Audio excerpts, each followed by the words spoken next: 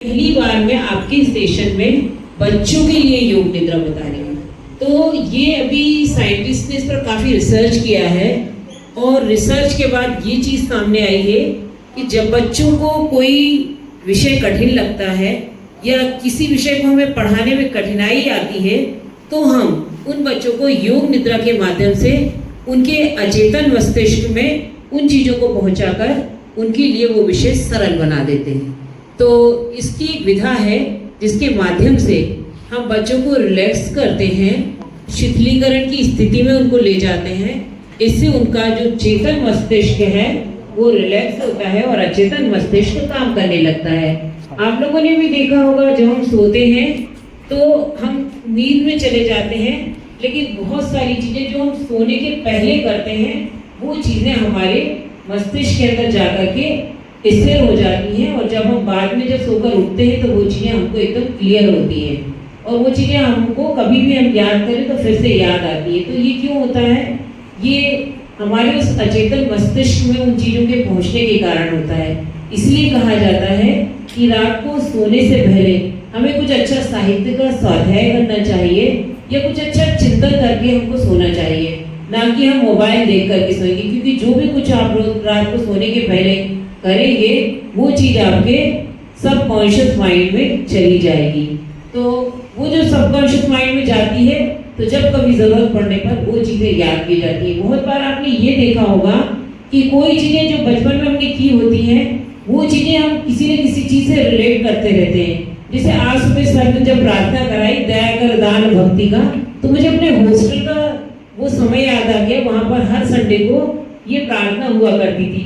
तो उस संडे को जब हम लोग को फीस्ट मिलता था, जो मिलता था, वो सब मुझे याद आने लगा। तो ऐसा होता है कि बहुत सारी ऐसी चीज़ें होती हैं कि जो चीज़ें हमारे सबकॉन्शियस में चली गई होती हैं और बाद में समय आने पर यदि हमको वैसी कोई खुशबू हमको मिले या कोई हमको वो मिले उससे संबंधित कोई चीज़, तो वो हमको फिर से वो चीज़ याद हो जाती है। तो ये प्रभाव इसी योग निद्रा के माध्यम से हम बच्चों के अंदर लाते हैं और बच्चे बहुत सारी अपनी चीज़ों के प्रति बहुत ईजी गोइंग हो जाते हैं। तो अभी हम लोग शुरू करते हैं बच्चों के लिए योग निद्रा का अभ्यास। बच्चों के अंदर जैसे हम लोगों के अंदर, बड़े लोगों के अंदर तनाव होता है, ऐसे छोटे बच्चों के अंदर भी बहुत सारे तनाव होते हैं और उनको शारीरिक थकान भी होती है, मानसिक थकान भी होती है। तो इस तरह के तनाव और शारीरिक और मानसिक थकान जब हम बच्चों की दूर कर देते हैं तो बच्चे रिलैक्स होते हैं। उसके बाद जब वो पढ़ाई करते हैं तो सब चीज़ें उनको बहुत क्लियर होती है। तो इस विधा के माध्यम से हम ऐसे बच्चे जो कमज़ोर हैं, जो किसी गणित विषय में कमज़ोर हैं, अंग्रेजी विषय में कमज़ोर हैं, तो उन सब की जो कमज़ोरी है उसको दूर करने में योग निद्रा करवाकर फिर उनको उन विषयों में हम पारंगत कर सकते हैं। तो चलिए हम लोग शुरू करते हैं इस अभ्यास को। सभी लोग रिलैक्स होकर के बैठ जाएं। आप लोग आंखें सभी लोग बंद कर लें। आज मैं बच्चों वाली योग निद्रा आप लोगों को करा रही हूँ, आप लोगों वाली नहीं करा रही हूँ, बच्चों वाली करा रही हूँ।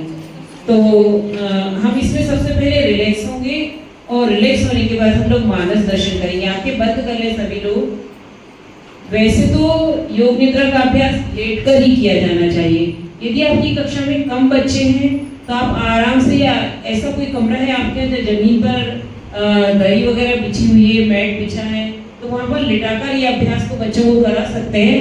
नहीं तो फिर आराम से चेयर पर ही आप रिलैक्स करके बच्चों को ये योग निद्रा का अभ्यास करा सकते हैं। तो सभी लोग तैयार हो जाएं इसके लिए। अपनी आंखें बंद कर लें। पूरे शरीर को एकदम ढीला छोड़ दीजिए। शरीर को ढीला छोड़ दीजिए।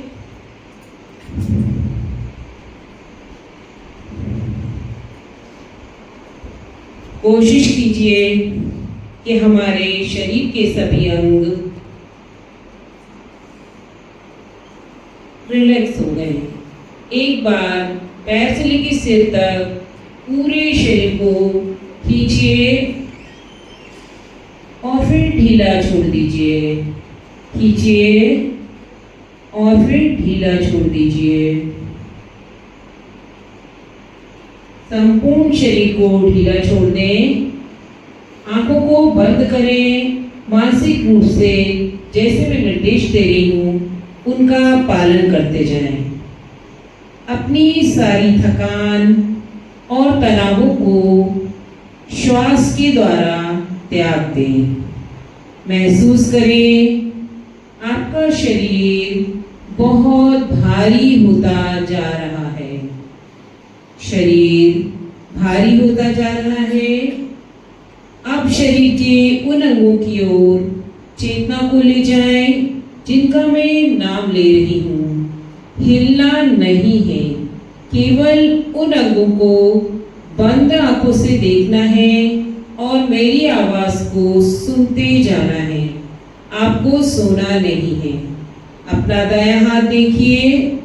दाएं हाथ का अंगूठा, दूसरी उंगली, तीसरी उंगली, चौथी उंगली, पांचवी उंगली, पूरा दाहिना हाथ, पूरी दाहिनी भुजा, कंधा, छाती का दायां भाग, कमर, नितंब, पूरा दायां पैर, दाएं पैर का अंगूठा,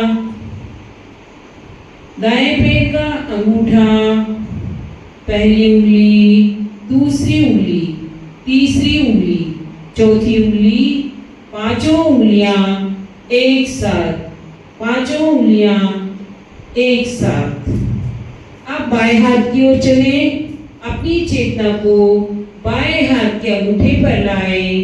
दूसरी उंगली, तीसरी उंगली, चौथी उंगली, पांचवी उंगली, पूरा बायां हाथ, पूरी बाईं भुजा, कंधा, बाएं तरफ की छाती, कमर, नितंब, पूरा बायां पैर, पूरा बायां पंजा, अंगूठा, पहली उंगली, दूसरी उंगली, तीसरी उंगली, चौथी उंगली, पांचों उंगलियां एक साथ।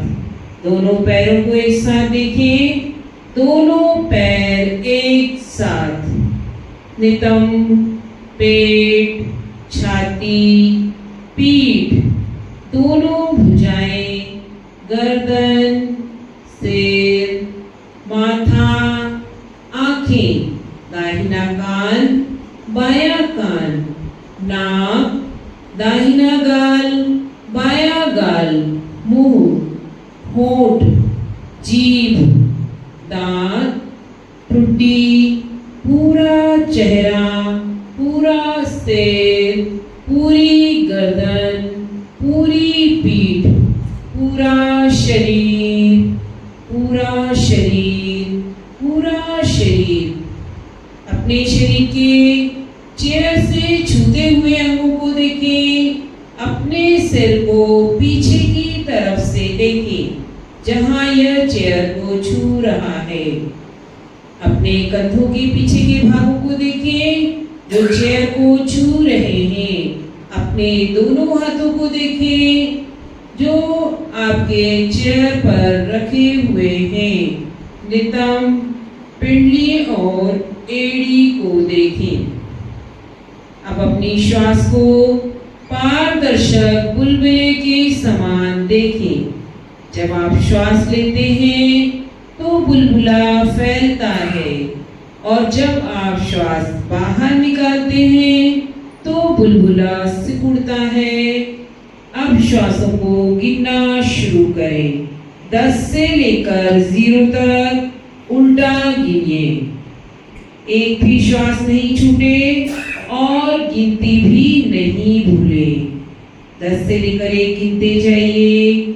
श्वास अंदर जा रही है, बाहर आ रही है। 10। श्वास अंदर जा रही है, बाहर आ रही है। 9। श्वास अंदर जा रही है, बाहर आ रही है। 8। श्वास अंदर जा रही है, बाहर आ रही है। गिनते जाइए, गिनते जाइए। श्वास की धारणा इस प्रकार से कीजिए कि वो नाभि से भीतर आती और बाहर जाती हुई दिखाई दे रही है। हमारी श्वास आ रही है, जा रही है। अब गिनती गिनना बंद कर दीजिए। शरीर को ढीला छोड़ दीजिए।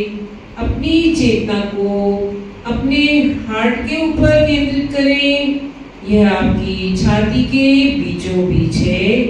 अपने मुंह को बंद रखें और श्वास को दिल के भीतर से बाहर निकलता देखें। श्वास को अपने दिल से बाहर निकलता हुआ देखें, फिर अंदर जाता हुआ भी देखें। गहरी श्वास लें और पूरी तरह से एक एक श्वास के प्रति सजग रहें। कल्पना करें कि जो हवा नाक के अंदर जा रही है वह सुनहरे रंग की है।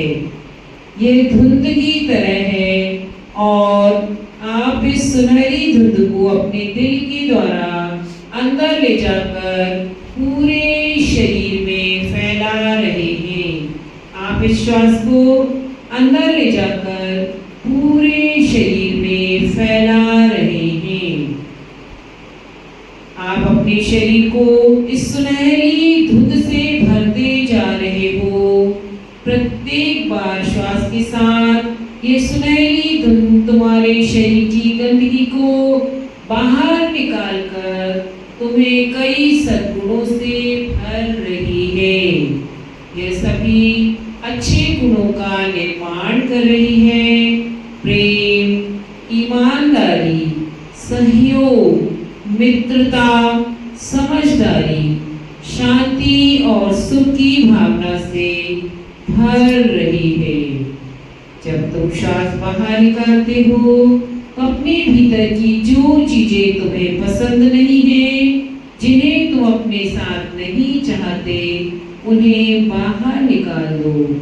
दुख, अवज्ञा, क्रोध, नीचता, क्रूरता, ये सभी अवगुण इस सुनहरी धुंध के साथ बाहर जा रहे हैं। अब अपने दिल की धड़कन के प्रति सजग हो जाओ। अपने दिल की प्रत्येक धड़कन को सुनो।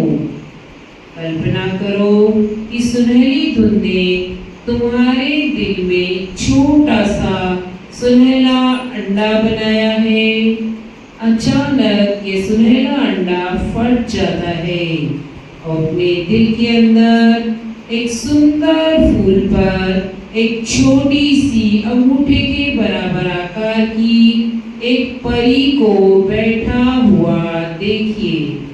वह परी सुनहरे प्रकाश से घिरी हुई है, एकदम शांत और स्थिर बैठी हुई है।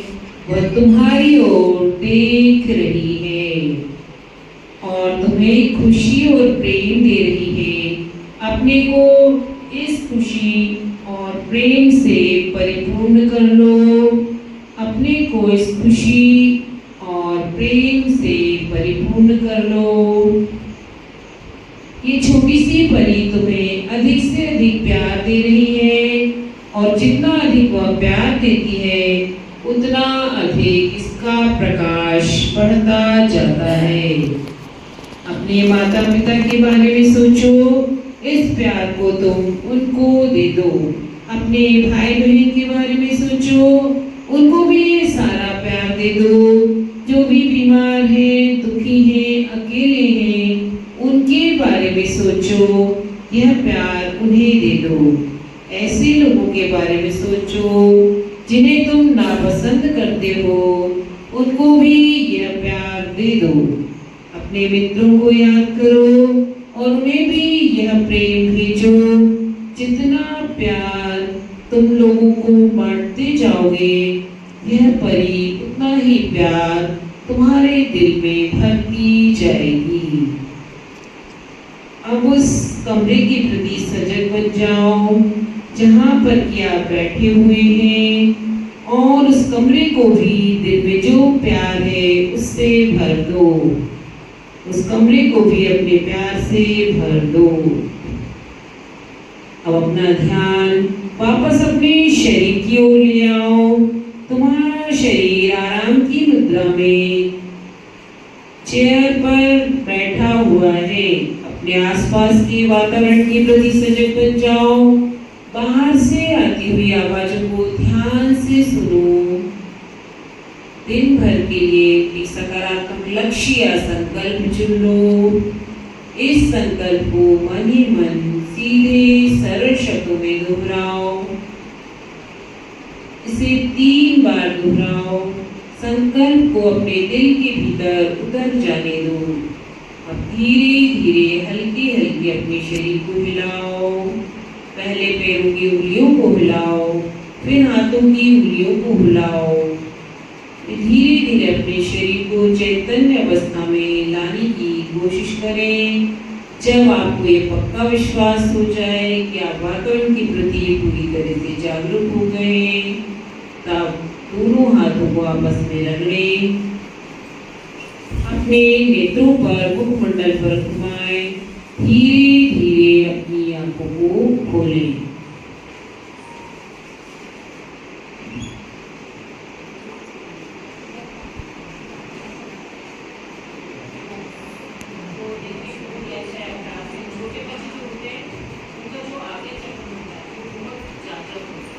क्योंकि छोटे बच्चे होते हैं, बड़े कल्पनाशील होते हैं, बहुत कल्पनाएं करते हैं, तरह तरह की कल्पनाएं।